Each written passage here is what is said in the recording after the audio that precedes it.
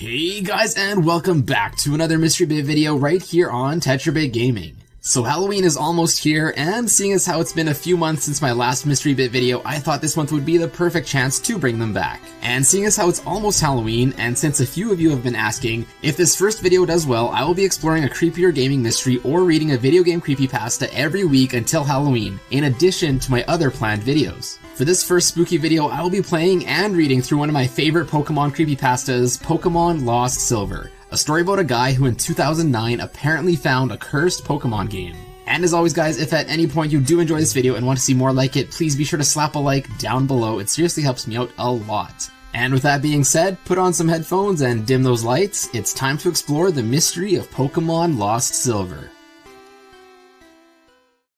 I am a simple college student living alone in an apartment. I was very enthusiastic about the release of Pokemon Heart Gold and Soul Silver here in the States. I have purposely locked myself out of all media and the internet aside for school purposes. That means no 4chan, no Reddit, and no YouTube. As I was pretty busy with the school year and being poor at the time, I wasn't able to buy Soul Silver on its launch. After my school year was done though, I ordered Soul Silver on Amazon. However, it was going to take a week for it to arrive. I decided that during that time, I could replay my Crystal version on my Game Boy Color. However, I realized that long ago my mom threw it away, because I told her the save went dead, and I was very upset about it then. She also threw away my Silver version, so all I have left is my Game Boy Color. As such, I set out to GameStop and bought a used copy of Pokemon Silver, as it was the only Pokemon game left that they had for the Game Boy Color. $10, so it was fairly cheap. I then went home and started up the game for a nostalgia trip. However, that's where things started getting a little bit bizarre. The Game Freak logo started up as normal, but then it just froze. At first I thought the cart was just having an error or something, so I turned it off and then back on. The same thing happened. I tried pressing A and start over and over, and then all of the other buttons. Eventually, the logo vanished, and there was a black screen for about 5 seconds. Suddenly, rather than going to the usual menu screen, I was already in the game, in a previously saved file, which was weird as I was expecting all these cards to have been wiped when they were traded into GameStop. Either way, I wasn't complaining, as I would have chosen the continue option to see what the previous guy did anyway. First off, I checked his trainer information. His name was just ... I could also see that he had put 999 hours and 99 minutes into the game, with all 16 badges completed, 99,999.9 Pokédollars, and all 251 Pokemon on the Pokédex. Judging by these stats and the fact that he had caught Mew and Celebi, I'm guessing he probably used a Game Genie or Action Replay to get them. I was then curious to see what Pokemon he had in his party. To my surprise, I saw 5 unknowns, and a 6th Pokemon named Hurry. I was thinking that this must have been some cruel joke by the person who played this game last, but I decided to check the profiles of these Pokemon anyway. As expected, they were different letters of unknown, all level 5. I was a little bit shaky with my unknown alphabet at the time, but I identified the word spelled out to be leave. As for the 6th Pokemon, it turned out to be a Cyndaquil. The Cyndaquil looked normal, but it was level 5 with only 1 HP left and only 2 attacks, Leer and Flash. I don't know why someone would name a Pokemon Hurry, but at the time I just ignored it. But the most eerie thing was that despite my volume being cranked to the max, none of the Pokemon he had their usual cries. Just pure silence. Having enough of the team, I closed it. I was parked at what appeared to be a room inside Bellsprout Tower. However, for some reason there were no NPCs around. Even creepier was that the pillar in the middle didn't move at all, as if just leaning on its side. And again, there was no music at all. And there was no exit or ladder, or at least I thought there wasn't. I walked around for a few minutes, but couldn't seem to find a way out. This was certainly not a room I've seen in the Bellsprout Tower before. I tried checking my items for an escape rope, but the bag was completely empty. There weren't any wild Pokemon here either. Finally, I managed to find a ladder, which turned out to be behind the pillar. The screen just turned black, and the music finally started playing. I had a sudden chill crawl down my back as I recognized that melody I heard to be the theme you hear when you listen to the radio at the Alph Ruins where you find the unknowns in the game. I then realized that it wasn't a loading transition, but rather I was in a dark room and would need to use flash in order to see. But before I took care of that, I immediately checked my Pokegear to change the radio to something more pleasant. But it turns out that there was no radio card, or even a phone or time cards. There was only a map card in which the player was just walking in the midst of a sea of black. I recalled that Cyndaquil had flash, so I turned off my Pokegear and made Cyndaquil use flash. The room just lit up, and then I soon regretted it. What I saw was a chilling, blood-red room with a linear gray path heading south. The ladder that I had just used was no longer there. I had no choice but to head south. The screen got darker every 20 steps I took, until finally I made it to the end. At the end, there was a big sign. I read the sign, which said, "Turn back now." Suddenly, I was asked to answer yes or no. I chose yes, as I didn't really know what it was asking. Suddenly it said, "Hurry has fainted," which was odd since I recall that there was no status conditions like poison on him, and I clearly wasn't in a battle. I checked my Pokemon quickly, and suddenly, the Cyndaquil was no longer in my party. In fact, none of the original Pokemon were there, but they were instead replaced with level 10 unknowns. And I did the same thing I did before. I wanted to see if they spelled anything. This time, the unknown spelled out, "He died." Either way, after that creepy change, the room was still lit to reveal myself in a very small room that appeared to be only 4 squares big. Outside the small room, there appeared to be a bunch of graves similar to the ones seen in Pokemon Red and Blue. I walked around that small room and pressed A, but nothing happened. At this point, I've already concluded that this was a hacked game and some sadistic pleb sold it to GameStop. However, my curiosity kept me going. I checked the trainer profile again. This time, the sprite of the player was missing his arms. He also appeared to seem less smug than he normally does, but this time, he was sad, and looked empty in a way that I don't know how to describe. It also said that he had 24 badges, which was clearly impossible. Then, after a few minutes of aimless wandering, my character suddenly started spinning like he used an escape rope. But instead of flying up though, the character spun downward instead, as if he was sinking. After finally landing, the overworld sprite of the character was now differently colored. Instead of the usual red color, he now appeared completely white, including his skin. I decided to check the character profile again, and now it appeared white just like the overworld sprite. But this time, he also lost his legs, and he appeared to have blood coming out of his eyes. It also said that he has 32 badges. This now started to disturb me, as this change of number seemed to represent something more important.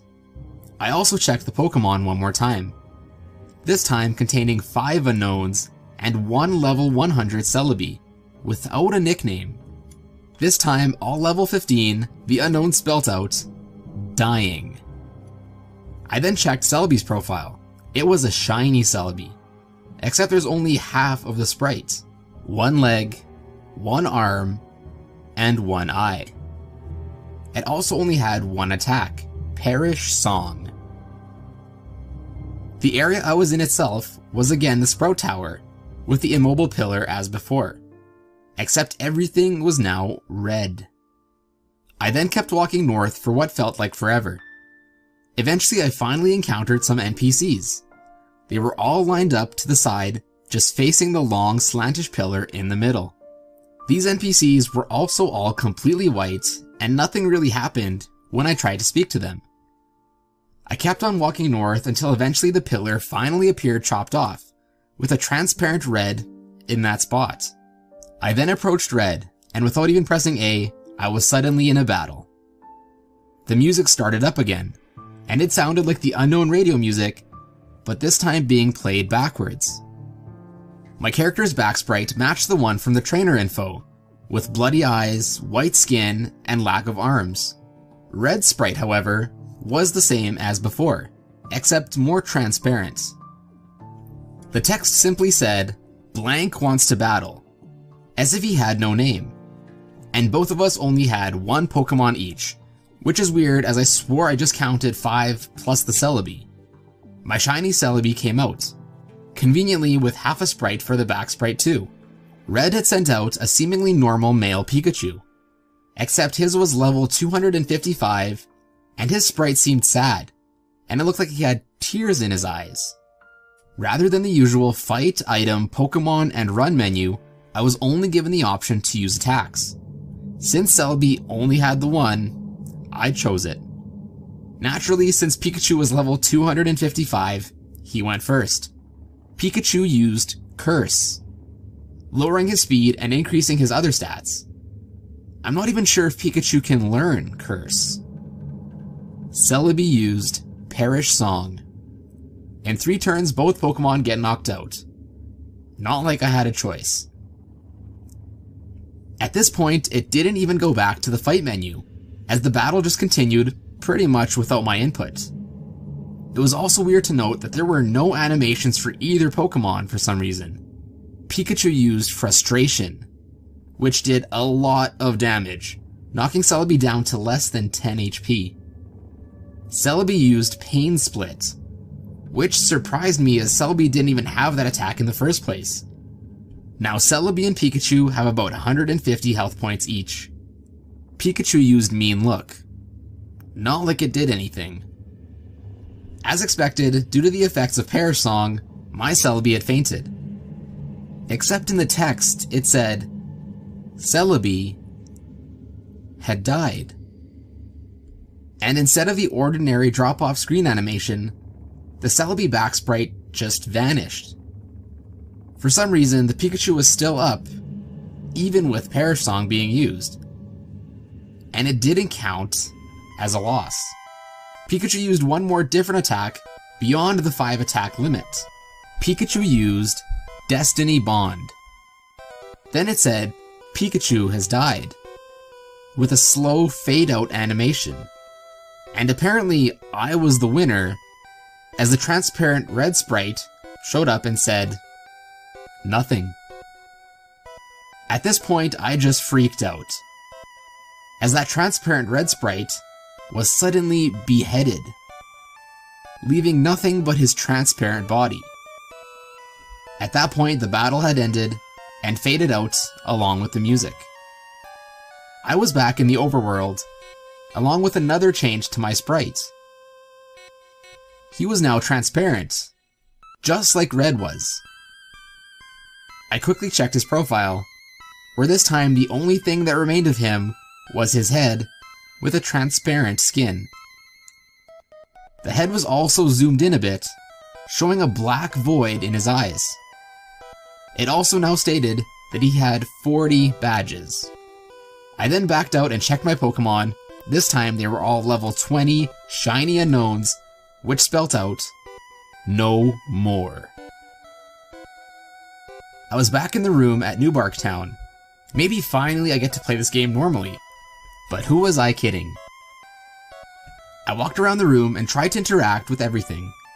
As expected, the radio, computer, and TV did not work, so I had no choice but to go down the stairs. I ended up in the same lower level room of my house. Everything appeared normal, except the character's mom wasn't home. Then after failing to interact with anything in this room, I decided to go outside. To my surprise, the door leading outside at the south didn't work either, so instead I just walked straight through it into a void. I continued moving south to see what was going on.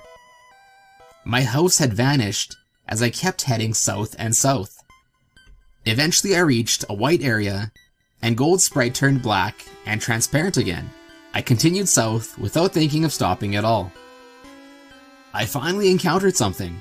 It was my character's regular sprite. I talked to it. He said, "Goodbye, forever," and vanished. As that happened, it said, question mark, question mark, question mark, used Nightmare. My character did another escape rope animation and spun slowly downward, just like before. And again I was back into that small hollowed out room surrounded by graves. Or at least I say I was back there, but there was no sprite anymore. I tried to walk around but nothing moved, not even the wall bumping noise. I checked my trainer profile with absolutely no sprite left, and it said that I had 0 badges, and all the pictures of the Johto gym leaders at the bottom were replaced with skulls. I checked my Pokemon, which were all level 25 unknowns, and this time, as expected, it spelt out another phrase. This time it spelt, "I'm dead." It was then that I figured out exactly what this room was, when the final text came up saying, R.I.P.